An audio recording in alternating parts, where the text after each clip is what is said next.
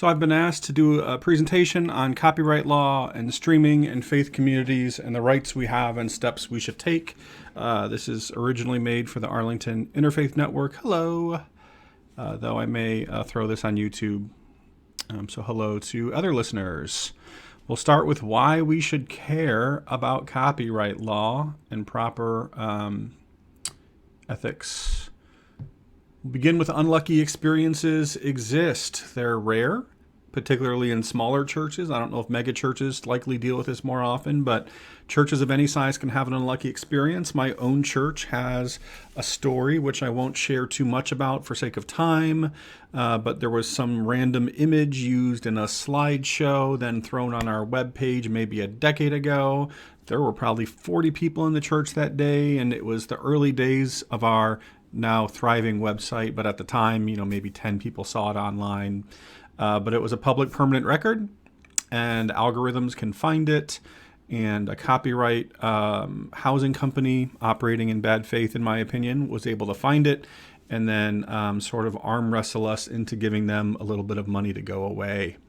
So annoying, and our church had to spend time and energy dealing with it and talking about it in board meetings and finding a pro bono lawyer to work with us, and it was a whole hassle. So it's not common, but it can happen. But that's not really why we should care. If we're going to be communities of faith, we should have values of faith. We may all articulate these differently, but generally integrity and ethics matter to all of us. And not just in our day-to-day, but as we plan and lead services. What values are we living? And are we living even within worship? And as we live our values as planners, what values are we trying to pass on? So we want to have good values, and we want to do the best we can for ourselves, for our communities, and tacitly then encouraging others to do the same.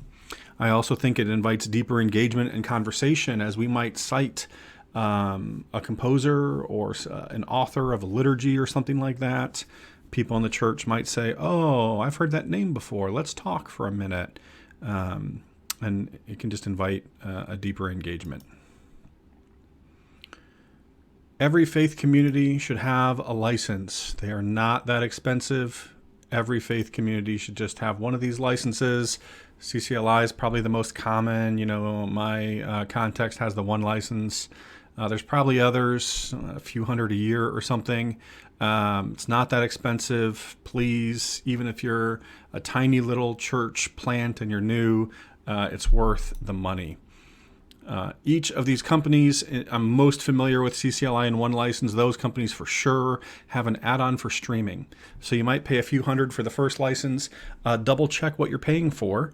If you're new to streaming during this time, there's like a, $30 add-on or so. It's very cheap. Just pay for it, and it gives you a little extra permissions. Not 100% sure of what that list is, but we're being as responsible as possible, and it is dirt cheap. There's my Nike slogan. Just do it. Just get a license. Double check to make sure you have that streaming add-on. Just do it. We're moving through quickly, trying to honor all of your time here. This is the biggest thing that we need to note here. You can legally perform any piece of music in the context of a live performance of music during worship, not streamed with or without a music license. Isn't that funny? I just told you to get a music license. All music, any music, is permissible and allowed if it is performed live for worship. What does live for worship mean? I did not consult a lawyer on my definition of this, but I feel on very solid ethical footing and perhaps even seemingly solid legal footing, though again, I'm not a lawyer. If music is performed and recorded to be used in worship, particularly during this pandemic, but I think even after the pandemic, I consider that live for worship. So if it is a part of a pre-edited virtual choir or just a pre-recorded presentation to be used for worship and then used in worship, to me, that's live. Worship means a lot of different things to different people at this time and always, so to me that counts. Yeah, so what about that license then? This is interesting. If you can perform it without needing the license, what's the license do? Lets you print the lyrics. Isn't that interesting?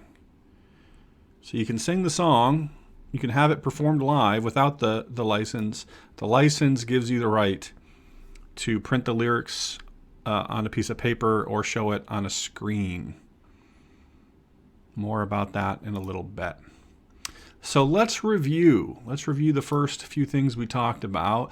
Let's say you hear or learn about a new song that you want to use in a service, or maybe your brain pulls up that old song that you know about, and oh my gosh, we have to use it on whatever date coming up in a few weeks.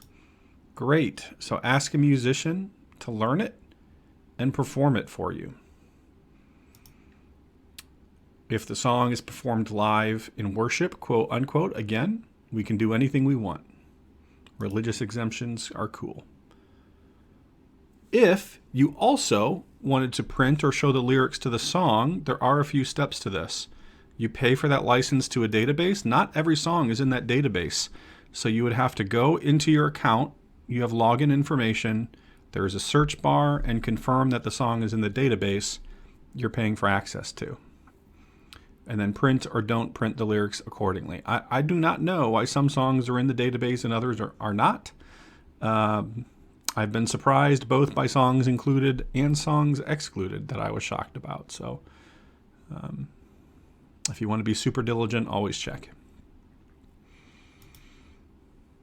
Also, I'll note on a random thing, sometimes there are PDFs of sheet music in those databases. Not always, but on occasion you might find a new copy of a hymn that's helpful in rare cases. I want to recognize the particular burden these directions place on smaller communities. I myself used to pastor a church of about 15 to 30 people. The town had about 1,000 people. The average age in my community was over 70. If I found that hip new song written just a few years ago that was perfect, I didn't have people to ask, to learn to play it, at all, perhaps, or maybe just in a way that would honor the sound of it you're going for. So it can be hard in smaller communities, and I want to recognize that. Not everyone here has a church or a faith community, of several hundred or larger. Most churches in the country have less than 100. So this can be a burden, and you may feel the need in honoring a creative idea you have, perhaps to live in a gray area or dangle your toe over a line that we've proposed here. And if you're going to cut a corner, 2 basic suggestions. I'd encourage you generally to think of it as an exception rather than the common practice, right? So once a quarter or a couple times a year or something, if you have to play that perfect studio recording from a modern musician, okay, but not every Sunday maybe, right? Think of it as the exception. Even this, again, I understand the struggle for smaller communities. So if you're going to make exceptions, here's my biggest thing: keep it offline, or maybe in a private Zoom with a password with no other public record. If it's on a web page, if it's on a YouTube, if it's on your social media, it is a permanent public record. And in most cases, they are publicly searchable. So if you're going to make exceptions, make sure it's not on the permanent public record. Make sure that, search spiders cannot crawl through the internet and find this thing you did wrong.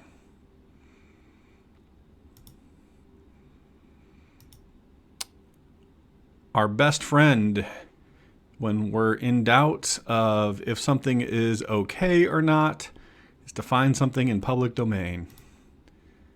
If it's in the public domain, it is free for usage in any context. Capitalist systems can make money off of public domain stuff. Certainly in faith communities, we are free and clear to use anything in public domain. There's, many, many rules as to how things might enter the public domain. I know I'm vaguely aware of a few, but we don't need to go over them. Generally, This is out of order. Here's the first one I wanted to show you. Ignore the other ones for now. Anything that came out since bell bottoms were popular is likely not public domain. I was trying to think of a humorous way. I can't quite remember the year.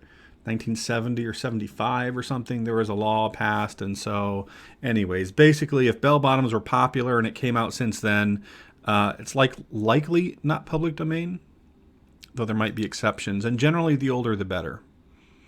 And so we see this is one rule, which is sometimes easy and helpful. Copyrights can be held generally for no longer than a composer's life and 70 years after death. So something that came up recently in my own ministry was I wanted to use a Charles Albert Tinley hymn. If you are unfamiliar with Charles Tinley, throw that into Google. Fascinating person, a pastor and prolific composer of spirituals. Well, he died in 1933, which means, in 2003 or 4, all of his entire library entered into public domain. So we were free to use the Charles Tinley hymn recently. How do you know if something's in public domain? It's actually really easy. If you have a song in mind and you want to check, I would suggest Googling it. Literally, I had a question about a particular hymn. I didn't know when it was written.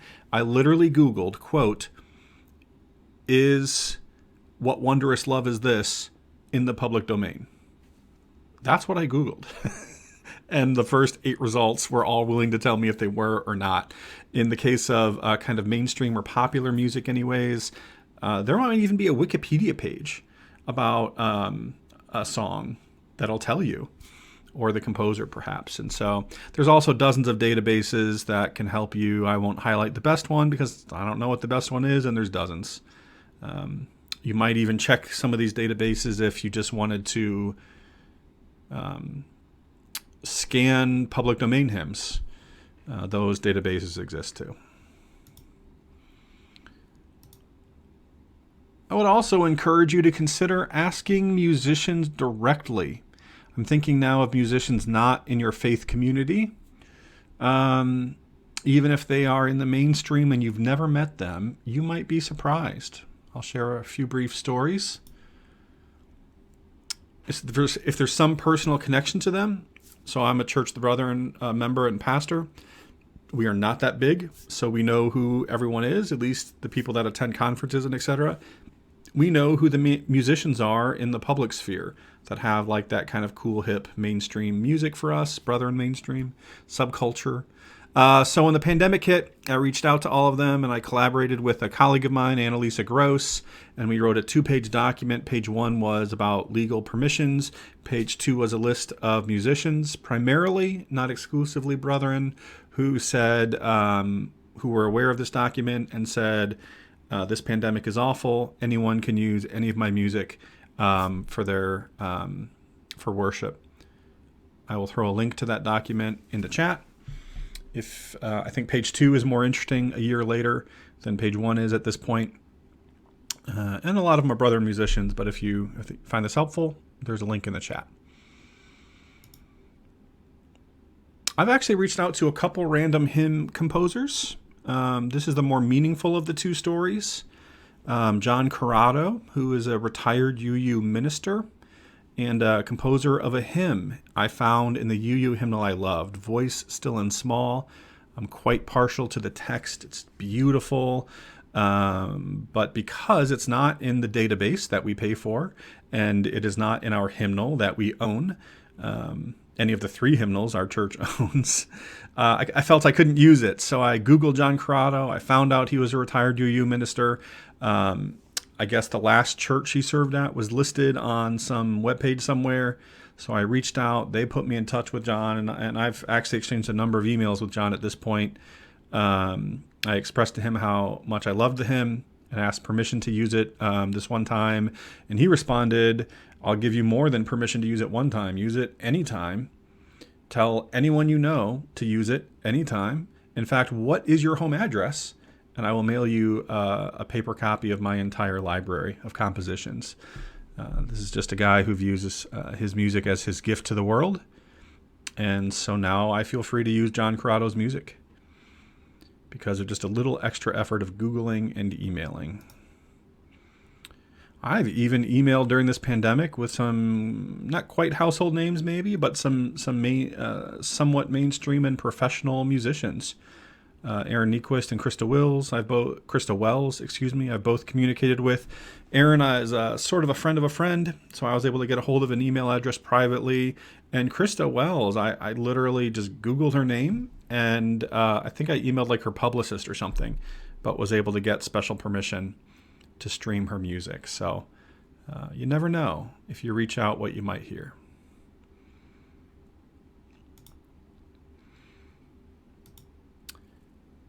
We want to act with integrity, not just in honoring copyright laws, but in honoring the musicians whose creative work we're appreciating and using. You know, if a musician is willing to be generous towards our community, maybe offer us some free music at times, we need to consider how to be generous back. If your community is in a place to pay each time a musician is used, please do that. My sister and I made a virtual choir at one point in this pandemic just for fun. And a friend of ours from college, my sister and I went to the same college. A friend of ours from college is a music minister at a church and wanted to use that song and send us each a check because that was their church's policy. Each music gets paid, period. So if that's possible for you, please do that. Recognizing not every community is in the position to do that, can you consider a one-time tip or token of thanks for a musician that you have used several times? Can you buy their music, just personally? If your faith community is unable to support them, maybe you just like their music and want to buy their album. That is a way to support a musician as well. Proper citation might sort of indirectly lead some of your parishioners or community members to do the same. Do they have a Patreon? This is interesting. Arlington-based musician Leah Morris has a Patreon. I recently became aware with her through local connections. I was able to get her email and be in contact with her. And she has some music on her website, which is free and available for worship usage for free. But I connected with what she's doing. And so I signed up for her Patreon and give her it's not much, a few dollars a month, but it's a way of supporting a local musician that I really believe in, as well as have benefited from her ministry. So above all, credit. This is for more than music. If a friend of yours gave you a good idea and that you use in a sermon, maybe mention your friend in the sermon. Certainly any musicians, which is what this presentation is about, there should be a thank you note in the bulletin, if not also said verbally during worship. If you make a social media post, here's this cool hymn that we heard performed by whatever musician. I encourage you to use the musician's YouTube link and not your own, and tag the musician, right? Try to act with integrity and signal boost the musician's efforts for exposure and money. If you have a personal connection or any way to reach out, just say thank you. That could mean a lot. As well as part of crediting, make sure people in your faith community, knows who they are, so that if they connect, they might also follow up.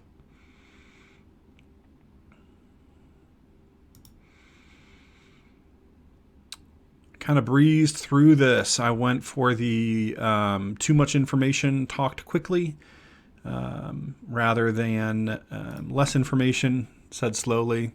So I'm happy to take some questions and pass it off to Matt live in the Zoom.